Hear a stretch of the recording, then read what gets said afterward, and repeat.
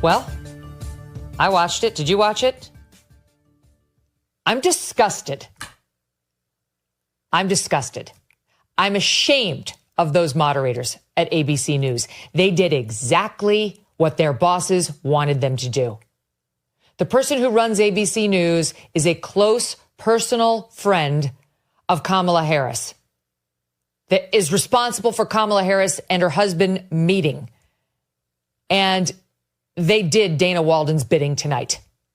It was 3 against 1 on that debate stage this evening. Hi, everyone. I'm Megyn Kelly, a special program tonight for you reacting to the debate. It was 3 against 1.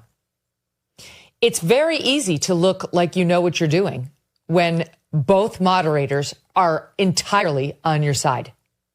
Trump did the best he could under the circumstances, but it really was like 3 fighters in the ring pummeling one opponent. And Trump tried to take them all on. He did fine. He did as best as he could.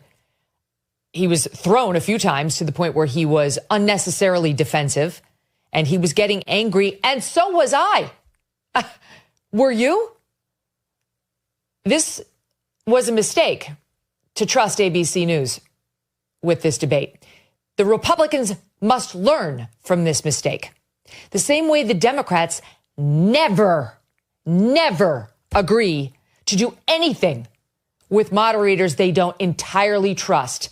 This should be the last time the Republicans ever do this. Because those 2 moderators tried to sink Donald Trump tonight. The numerous fact checks on what he said and none on what she said. None. I don't remember a single fact check of anything she said, and she lied repeatedly. She just got away with it. In the moderator's eyes, that was Donald Trump's job to fact check her. That's correct. Except you didn't employ that same tactic when it came to Trump, and you accused him of lying even when it was your opinion that he lied.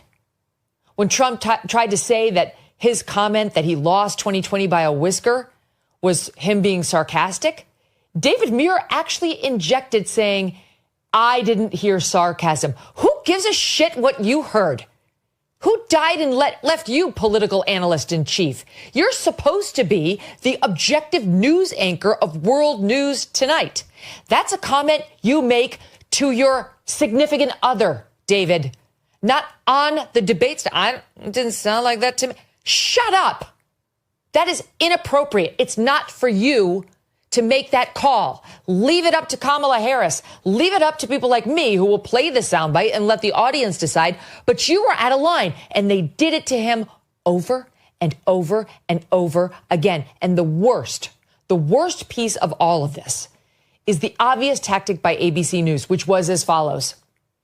Mr. Trump, you said something incredibly controversial and terrible. Let me remind you of what it was. Do you have any regrets or thoughts on how terrible you were? Trump answers. Vice President Harris, how bad is Trump? And then she'd answer.